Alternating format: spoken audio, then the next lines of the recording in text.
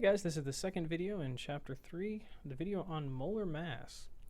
Now, in the last video we talked about the mole and what it was, but that still doesn't really help us, right? We can't exactly work with moles. There's not a scale in the lab that measures in moles. So what do we use the mole for to help us in the real world, to help us with actual values? Well, that's called molar mass.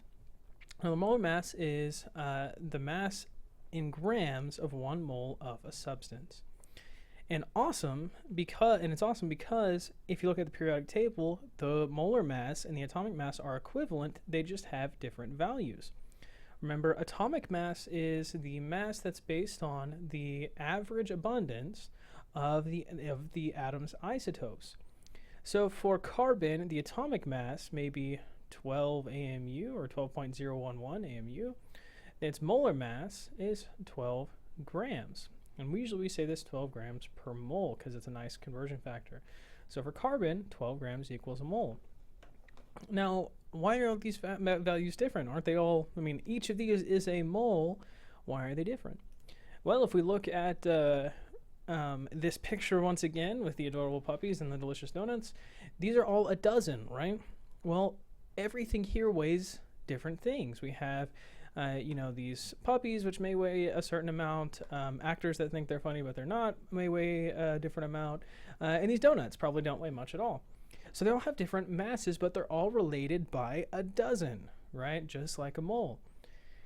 If we look at this slide, these are all a mole. Just like in the last slide, all of those were a dozen. These are all a mole, but you can see there's lots of different values here, right? Lots of different masses and amounts. And that's because some of these are larger, they weigh more, and so we have to have 6.02 times 10 to the 23rd molecules, or atoms in sulfur and copper's case. So all these are a mole, but because they're different sizes of atoms and masses, they have different amounts. Now that's great. So we can go on the periodic table, we can figure out the molar mass from the periodic table, right? So again, look at this. Hydrogen on the periodic table is 1, magnesium is 24.3, so this would be 24.3 grams in 1 mole. But what about a molecule? Well, it's much the same. What we do is we go to the periodic table and pull off the atomic masses, right? Here for hydrogen and oxygen for water. And then we add them together. Notice that we've got 2 hydrogens in water, so we have to multiply hydrogen's atomic mass by 2. Not too bad, right? And we get 18.015. Okay. If we look at just another molecule, something like carbon dioxide, and we're just going to use rough values here. For carbon, its atomic mass is 12, right? So 12 grams or 12 AMUs. And we're going to add to it 2 times oxygen's 16. So this will give us 44 grams in 1 mole, grams per mole. And so again, so for water, it was 18 grams of water, 18.02 grams of water equals 1 mole of water. And that's where we get our conversion factor just by moving this guy over. Now the conversion factor is important because we have to have that conversion factor in order to use the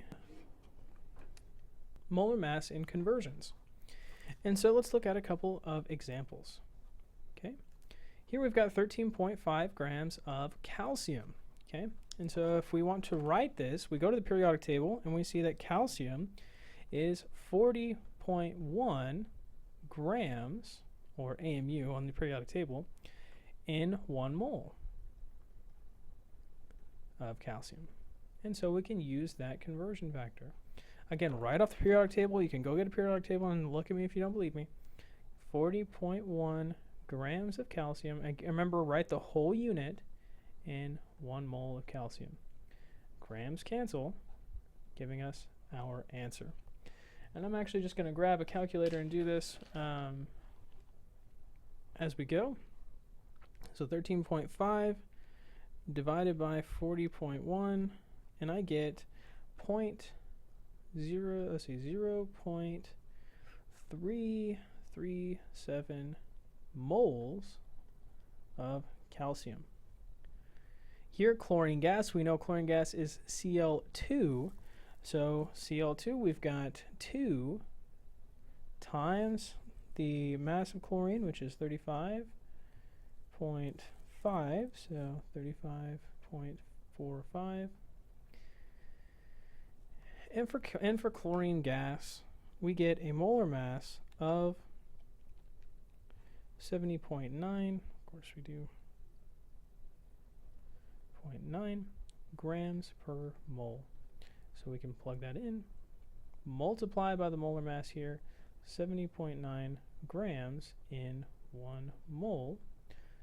Remember to write the whole unit. Moles of chlorine gas cancel, and we get our answer, which is 170. Remember to keep in mind significant figures. Sodium nitrate, once again, you have to know the formulas for these things and how to come up with the formulas for these things. So we've got sodium and nitrate, NaNO3. If we go to the periodic table, we see sodium is 22.99 for sodium. Nitrogen is 14.007. Oxygen is, of course, 15.999.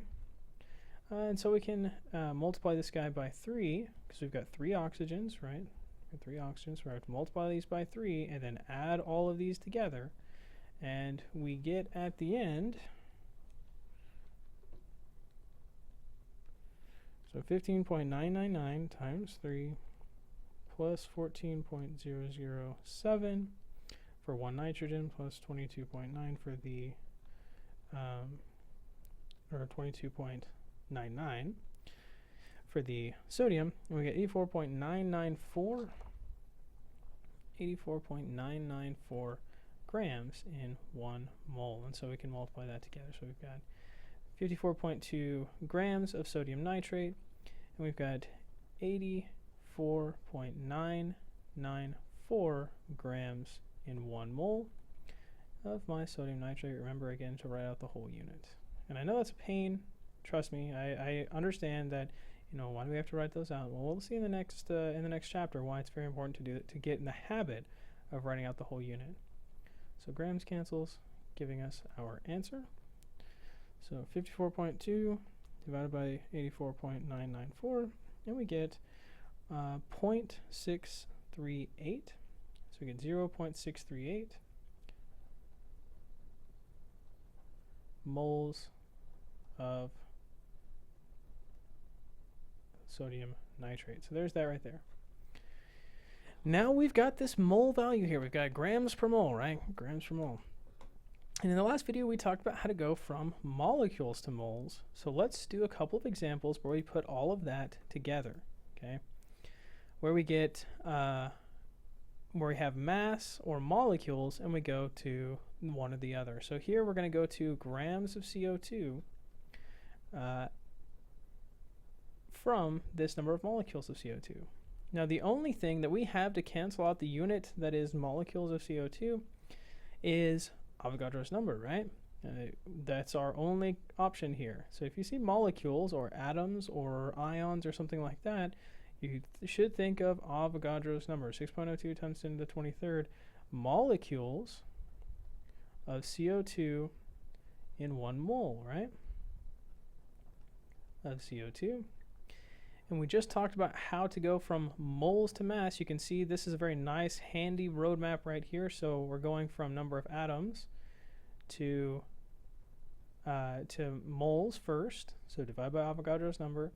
Then from moles to grams, or to mass, we need the molar mass, which if we remember was 44 for carbon dioxide. So 44 grams of CO2 in 1 mole of CO2.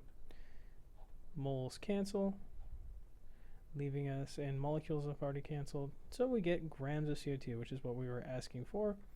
Let's do this calculation again using that exponent or the exp button to do the scientific notation. So 1.2, that exp button 24, divided by 6.02, again that exp button 23. Get the answer there, and then multiply by that answer by 44, and we get 88. Again, keep into account significant figures, and we get 88 grams of CO2. Now here we've got NaOH. We're starting with grams, and let's go all the way to molecules. Actually, why don't we just jump down here, because we're already at almost 11 minutes. So we're just going to do this one. Same type deal. You can practice this one on your own. I want to talk about this one though, because this one we have moles of octane, and we want grams of carbon. So how do we do that? So the first step that we have is to convert moles of octane to moles of carbon. So if we look, we've got 8 carbon atoms in this octane. We talked about in the last video that yes, this is atoms and molecules, but it's also moles. And so for every 1 mole of octane, we have 8 moles of carbon, right there, 8 moles of carbon. And then we can go to the periodic table and convert from moles to grams. If we look on the periodic table, we've got 12.011 grams of carbon in 1 mole of carbon, and that'll give us our mass. And so our total here is 144, so about 140, again keeping into account significant figures, 140 grams of carbon. So anyway, work on this one by yourself. You should get, let me do this real quick here so you can kind of practice. So if we're going to molecules of NaOH, you get about a molar mass of 40.